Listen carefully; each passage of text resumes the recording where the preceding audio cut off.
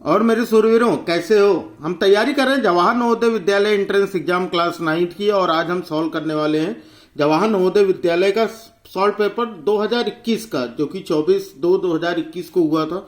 तो आप 4-5 सालों के पेपर जरूर सॉल्व करके रखें, ताकि आपको ये आइडिया हो जाए कि किस टॉपिक से, किस चैप्टर से कैसे क्वेश्चन आते हैं, कितने क्वेश्चन आते हैं। क्योंकि आपके पास जो बुक होगी वो बुक आपके लिए सफिशियंट नहीं होगी, क्योंकि अगर किसी एक बुक से एग्जाम होगा तो ज्यादा से ज्यादा बच्चे वही बुक पढ़ रहे होंगे। तो सोचो वहां पर क्वालिफाई होना कितना मुश्किल हो जाएगा।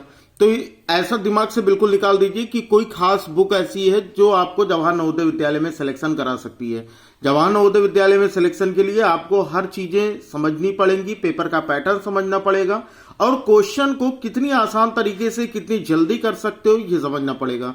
तो उसके लिए थोड़े से प्रीवियस ईयर पेपर लगाने आपके लिए बहुत जरूरी है। तो आज मैं आप लोगों के लिए लेकर आया हूं 2021 का पेपर। ऐसे करके मैं आपको 2020 का पेपर, 2019 का पेपर, 2022 का पेपर, 5 सालों का पेपर करवा दूंगा। आपके लिए थोड़ी सी आसान हो जाएंगी। फिर भी अगर आपको किसी टॉपिक में दिक्कत होती है तो कमेंट बॉक्स में जरूर बताइएगा।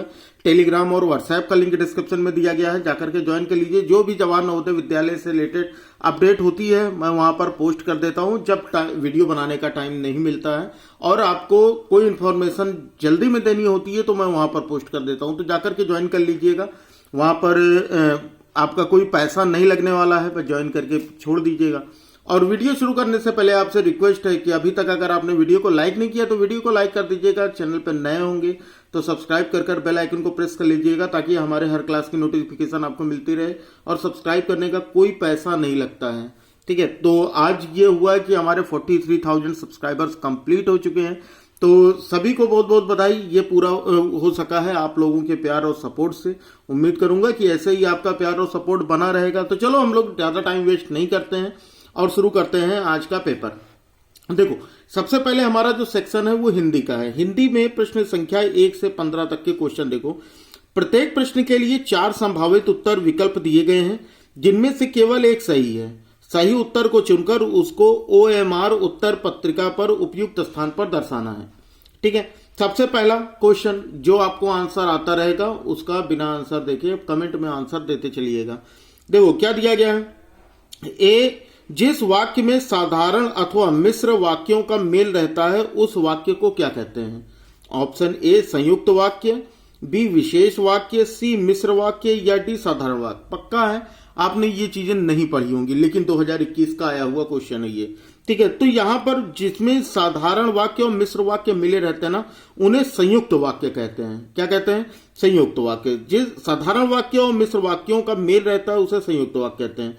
इन वाक्यों में संयोजक अवयोग के रूप में बहुत से शब्द जैसे और, एवं, फिर, या, अथवा, परंतु, इसलिए, तथा, तो, नहीं इत्यादि का प्रयोग होता है। क्लियर है बात? तो यानी अगर आपको ऐसे वाक्य मिल जाएं जिनमें और, एवं, फिर, या, अथवा, परंतु, इसलिए, तथा, तो, नहीं, ठीक है, इस तरह के कुछ चीजें मिल जाए तो वहां समझ लीजिएगा वो किस तरह का वाक्य है, वो संयुक्त वाक्य है। क्लियर है बात? चलो आगे बढ़ते हैं। क्वेश्चन नंबर 2 देखते हैं। प्रश्न संख्या 2 क्या दिया गया कि किस विकल्प में दोनों शब्द सूर्य के पर्यायवाची हैं? पर्यायवाची भी आता है, बहुत से बच्चे कहते हैं पर्यायवाची नहीं आता है। तो यहां पर देख लो किस विकल्प में दोनों शब्द सूर्य के पर्यायवाची हैं। तो दिनकर दिवाचर, दिनकर दिवाकर, दिनकर अंशुमाली, या डी भानु दिनचर। तो सूर्य का पर्यायवाची दिनकर दिवाकर भानु भास्कर, ठीक है। दिनकर दिवाकर भानु भास्कर रवि, ठीक है, ये याद रखिएगा, दिनकर दिवाकर भानु भास्कर रवि। तो ये क्या होते हैं? सूर्य के पर्यायवाची होते हैं। तो यहां पर दिनकर दिवाकर हमारा ऑप्शन बी, तो ऑप्शन बी बिल्कुल सही है। दिनकर दिवाकर भानु भास्कर रवि, याद रखिएगा, ठीक है। तो यहां पर बी ऑप्शन हमारा बिल्कुल करेक्ट होगा। थर्ड क्वेश्चन देखो, शुद्ध रूप छांटना है। प्रश्न संख्या 3 शुद्ध रूप। इसमें मैंने आपको ये कितनी भी बार बताया है कि आशीर्वाद का सही रूप कौन सा है, ठीक है। यहां पर काफी सारे बच्चे देखो गलत क्या करते हैं।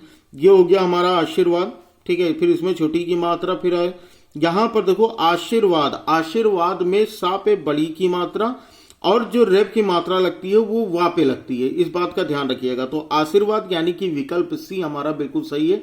बिल्कुल दिमाग में बैठा लीजिएगा, बहुत बार पूछा गया क्वेश्चन है। आशीर्वाद, उज्जवल, ऐसे बहुत सारे शब्द हैं जो कई बार एग्जाम में पूछे गए हैं। तो आशीर्वाद जो होगा ये हमारा बिल्कुल सही उत्तर होगा। अगला देखो प्रश्न संख्या 4, शाश्वत का विलोम शब्द कौन सा होगा? देखो शाश्वत, शाश्वत का मतलब क्या होता है पहले तो ये जानना जरूरी है। ऑप्शन देख लेते हैं। ऑप्शन ए है हमारा अमर, ऑप्शन बी अनश्वर, ऑप्शन सी नश्वर या ऑप्शन डी ईश्वर। ठीक है, और हमें विलोमार्थी यानी कि विलोम शब्द बताना है। ठीक है, तो यहां पर जो शाश्वत शब्द है, शाश्वत का विलोम जो होगा वो होगा नश्वर। शाश्वत का मतलब क्या होता है? नश्वर। यहां देखो, किसी शब्द के विपरीत अर्थ प्रकट करने वाले शब्द को विलोम कहते हैं अथवा विलोमार्थी शब्द कहते हैं, यानी जिसका उल्टा, ठीक है, किसी शब्द का उल्टा विलोम या विलोमार्थी कहलाता है। यहां पर शाश्वत का विलोम नश्वर होगा। ठीक है, अमर का विलोम जो होगा वो मर्त्य होगा। ईश्वर का विलोम अनीश्वर होगा। ईश्वर का विलोम अनीश्वर, अनश्वर नहीं होता, अनीश्वर। ठीक है, तो यानी शाश्वत का क्या हो जाएगा हमारा? नश्वर जो होगा, ये बिल्कुल सही उत्तर होगा। अगला, गंगा शब्द किस प्रकार की संज्ञा है? गंगा शब्द किस प्रकार की संज्ञा है? ए जातिवाचक, बी भाववाचक, ए व्यक्तिवाचक, बी भाववाचक, सी जातिवाचक या डी पदार्थवाचक। आपको यह बताना है गंगा शब्द किस प्रकार की संज्ञा है। तो देखो, गंगा जो है ये नाम है। गंगा क्या है? एक नाम है। और जो हमारे नाम होते हैं वो कैसे होते हैं भाई? जैसे आपका नाम हो गया, आपका भी कुछ नाम होगा, मेरा भी कुछ नाम है, चैनल का कुछ नाम है। तो ये जो भी व्यक्तिगत नाम होते हैं वो व्यक्तिवाचक संज्ञा होते हैं। तो गंगा भी किस प्रकार की संज्ञा है? व्यक्तिवाचक संज्ञा है। क्लियर है बात? आगे बढ़ते हैं। अगला क्या दिया गया हमारा? प्रश्न संख्या 6, कोरोना संकट के दिनों में मास्क लगाकर बाहर निकलने का आग्रह करते हुए आप किस लोकोक्ति का प्रयोग करेंगे? ठीक है भाई, देखो हम लोगों ने मास्क लगाया था, आपने भी लगाया होगा कोविड पीरियड में। तो मास्क क्यों लगाते थे? ताकि भाई हम जिंदा रह सकें, इसीलिए तो मास्क लगाए थे। तो यहां पर जान हथेली पर है? नहीं। जान है तो जहान है। सी नाक का सवाल है या डी जान के लाले पड़ना? भाई हमने इसलिए लगाया था ताकि हमारी जान बच सके। तो यानी जान है तो जहान है, तो भाई मास्क लगा लो। मास्क कोविड टाइम में यही कहा जाता था कि मास्क बस साल 2 साल की बात है, मास्क लगा लो, जिंदा रहोगे तो भाई बिना मास्क के बहुत दिन घूमोगे। तो यहां पर हमारा बी ऑप्शन जान है तो जहान है बिल्कुल सही उत्तर होगा। क्लियर है बात इतनी? देखो इन्होंने क्या दिया गया, इन्होंने एक्सप्लेनेशन क्या दिया है। प्रश्नानुसार कोरोना संकट के दिनों में मास्क लगाकर बाहर निकलने का आग्रह करते हुए हम जान है तो जहान है लोकोक्ति का प्रयोग करेंगे। अगला प्रश्न संख्या 7, मात्रा या वजन बताने वाले विशेषण को क्या कहते हैं? मात्रा या वजन बताने वाले विशेषण को क्या कहते हैं? ए संख्यावाचक, बी गुणवाचक, सी सार्वनामिक या फिर डी परिमाणवाचक। बहुत ध्यान से देखो, संख्या जिसमें बताई जाती है जैसे 1 2 3 4 5 वो संख्यावाचक। गुणवाचक जिसमें कहा जाए अच्छा है, बुरा है, गोरा है, काला है, हरा है ना, मतलब ऐसा, तो वो गुणवाचक, मोटा है, पतला है। सार्वनामिक अगर किसी के नाम के हिसाब से बताना हो, जैसे मैं, तुम, यह, वह, तो ये सार्वनामिक विशेषण। लेकिन परिमाण का मतलब ही होता है मात्रा। तो यानी मात्रा या वचन बताने वाले जो विशेषण होते हैं उन्हें क्या कहा जाता है? परिमाणवाचक विशेषण। तो यानी हमारा ऑप्शन डी जो होगा ये बिल्कुल करेक्ट होगा। क्या दिया गया? वह विशेषण जो अपने विशेषियों की निश्चित अथवा निश्चित मात्रा का बोध कराए। ठीक है, परिमाणवाचक विशेषण कहलाता है। दूसरे शब्दों में मात्रा या वचन बताने वाले विशेषणों को परिमाणवाचक विशेषण कहते हैं। क्लियर बात इतनी सभी को?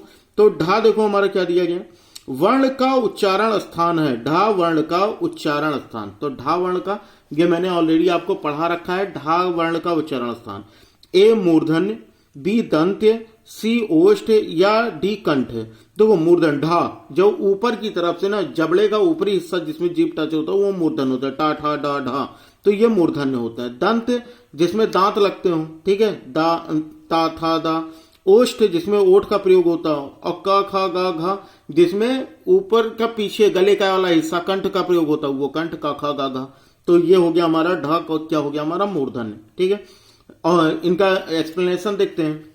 विकल्प है, मूर्धन्य व्यंजन मूर्धा से उच्चारित होने वाले व्यंजनों को कहा जाता है, जैसे ट ठ ड ढ। अतः ढा वर्ण का उच्चारण स्थान क्या है?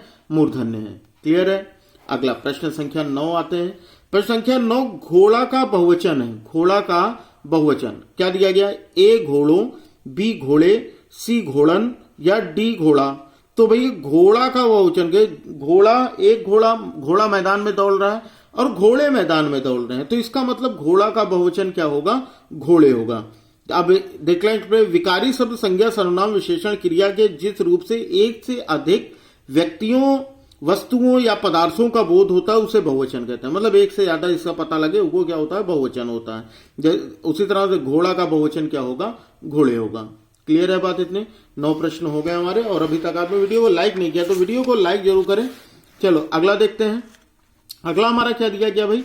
अगला हमारा दिया गया है महादेवन, प्रश्न संख्या 10।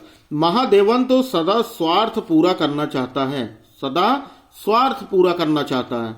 वाक्य में रेखांकित कथन के स्थान पर दिए हुए मुहावरों में से किसका प्रयोग सही रहेगा? अपना उल्लू सीधा करना, दोनों हाथों में लड्डू होना, 5 उंगलियां घी में, 3 में 13।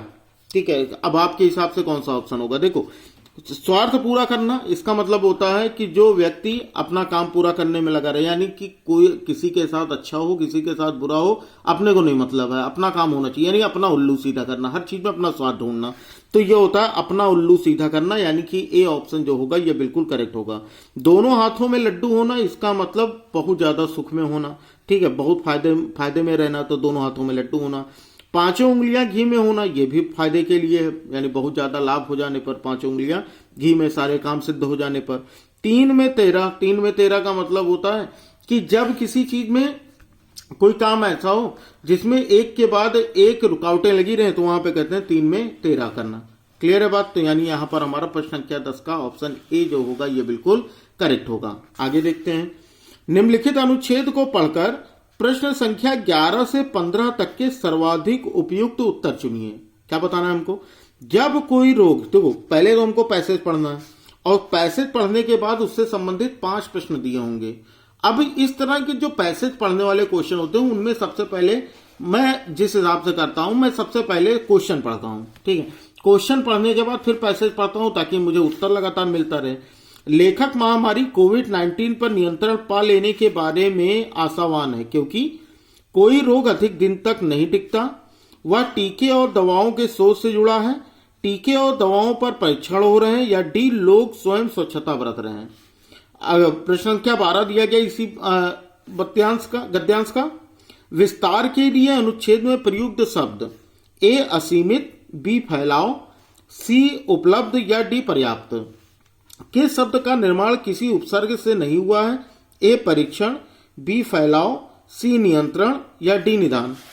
अगला प्रश्न, महामारी उस रोग को कहा जाता है जो महान लोगों को मारे, बी वृद्धों की मौत का कारण बने, सी अचानक व्यापक क्षेत्र में फैलकर मौतों का कारण बने, या डी डॉक्टरों को समझ में ना आए। फिर अगला प्रश्न दिया 15, भारत में यह महामारी कभी नहीं फैली, ए प्लेग, बी हैजा, सी चेचक या फिर डी निमोनिया।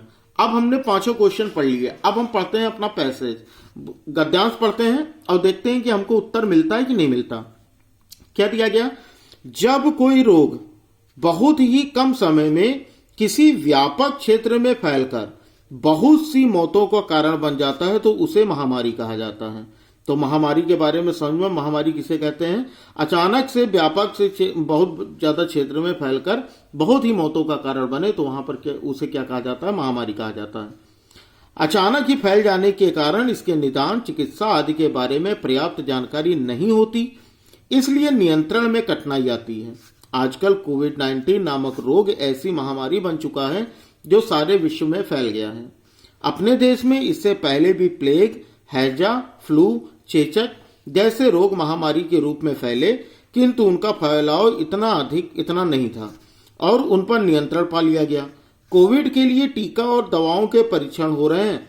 आशा है कि शीघ्र ही ये उपलब्ध हो सकेंगे। तब तक हमें अपनी रक्षा के लिए स्वयं सावधानियां बरतनी होंगी। चलो हमने पढ़ लिया। अब हम क्वेश्चन देखते हैं कि लेखक महामारी कोविड-19 पर नियंत्रण पा लेने के बारे में आशावान है क्योंकि हमको पता है कि भैया आगे के टीके और दवाओं के परीक्षण हो रहे हैं और आगे इस पर नियंत्रण पा लिया जाएगा। तो यानी यहाँ पर हमारा सी ऑप्शन, टीके और दवाओं पर परीक्षण हो रहे हैं, तो यानी ऑप्शन सी हमारा बिल्कुल सही होगा। अगला प्रश्न संख्या 12, विस्तार के लिए अनुच्छेद में प्रयुक्त शब्द है। अब देखो विस्तार के लिए कौन सा शब्द प्रयोग होगा? ऑप्शन क्या दिया गया? ए सीमित, बी फैलाव, डी सी उपलब्ध या डी पर्याप्त। तो विस्तार का मतलब फैलाव होता है, यानी कि बी ऑप्शन जो होगा ये हमारा बिल्कुल करेक्ट होगा। प्रश्न संख्या 13, किस शब्द का निर्माण किसी उपसर्ग से नहीं हुआ है। अब उपसर्ग क्या होते हैं, मतलब उपसर्ग का मतलब ये होता है कि किसी भी शब्द में वो पहले आकर लग जाते हैं। ठीक है, पहले आकर, जैसे ए परीक्षण, बी फैलाव, सी नियंत्रण या डी निदान। तो यहाँ पर बी जो है फैलाव, फैलना खुद ही एक शब्द है, तो इसमें किसी भी प्रकार का उपसर्ग नहीं हुआ है। ठीक है, तो यहाँ पर हमारा वे शब्द, शब्दांश या अव्यय जो किसी शब्द के पहले आकर उसका विशेष अर्थ प्रकट करते हैं उपसर्ग कहलाते हैं। अतः प्रश्नानुसार परीक्षण शब्द का निर्माण किससे हुआ है, परिउपसर्ग से हुआ। जो पहले आते हैं उन्हें उपसर्ग कहते हैं। ठीक है, परि से हुआ। नियंत्रण और निदान में दोनों में नी लगा हुआ है, लेकिन फैलाव में फैलाव खुद ही एक शब्द है। ठीक है, किसी भी उपसर्ग से निर्मित नहीं है, यानी कि बी ऑप्शन जो होगा ये हमारा बिल्कुल सही होगा। आगे देखते हैं प्रश्न संख्या 14, क्या दिया गया। महामारी उस रोग को कहा जाता है जो ए महान लोगों को मारे, बी वृद्धों की मौत का कारण बने, सी अचानक व्यापक क्षेत्र में फैलकर मौतों का कारण बने, या डी डॉक्टरों को समझ में ना आए। तो महामारी उस रोग को कहा जाता है जो अचानक व्यापक क्षेत्र में फैलकर मौतों का कारण बने। ये हमने पहले ही लाइन इसकी पढ़ी थी। देखो यहाँ पर कि जब कोई रोग बहुत से कम समय में किसी व्यापक क्षेत्र में फैलकर बहुत सी मौतों का कारण बने उसे महामारी कहा जाता है। तो देखो यहाँ पर हमारा सी ऑप्शन जो होगा ये बिल्कुल करेक्ट होगा। क्लियर है। प्रश्न संख्या 15, भारत में यह महामारी कभी नहीं फैली। कौन सी महामारी भारत में नहीं फैली। देखो प्लेग भी फैल चुका है, हैजा भी फैल चुका है, चेचक भी, लेकिन निमोनिया जो है वो एक ऐसी बीमारी थी जो कि भारत में इसका ये महामारी के रूप में नहीं आई। तो निमोनिया हमारा डी ऑप्शन जो होगा ये बिल्कुल सही होगा। देख लेते हैं भाई कि इनका एक्सप्लेनेशन क्या दिया है। भारत में प्लेग, हैजा व चेचक जैसी बीमारी फैली थी जिनका समाधान भी हुआ, परंतु निमोनिया जैसी बीमारी कभी नहीं फैली। तो यानी यहां पर हमारा डी ऑप्शन जो होगा ये बिल्कुल करेक्ट होगा। ठीक है, तो ये हमारा था हिंदी का सेक्शन। नेक्स्ट क्लास में हम लोग इंग्लिश का सेक्शन सॉल्व करने वाले हैं। तो नेक्स्ट क्लास की लिंक भी आपको डिस्क्रिप्शन में मिल जाएगी, जाकर के वहां से अभी जाकर चेकआउट कीजिएगा ताकि आप सारे के सारे 100 क्वेश्चन देख पाएं। तो वीडियो अच्छी लगी हो तो वीडियो को लाइक कर दीजिएगा, चैनल पर नए होंगे सब्सक्राइब करके बेल आइकन को प्रेस कर लीजिएगा। इस पेपर का पीडीएफ अगर आप डाउनलोड करना चाहते हैं तो आपको टेलीग्राम और व्हाट्सएप पर मिल जाएगा, लिंक आपको डिस्क्रिप्शन मिल जाएगी। बिल्कुल फ्री है, बिल्कुल कोई पैसा लगने वाला नहीं, तो जाकर के ज्वाइन कर लीजिए। चलो फिर मिलते हैं अगली क्लास में इंग्लिश सेक्शन के साथ। तब तक लिए पढ़ते रहो। जय हिंद, वंदे मातरम, जय श्री राम, राधे राधे।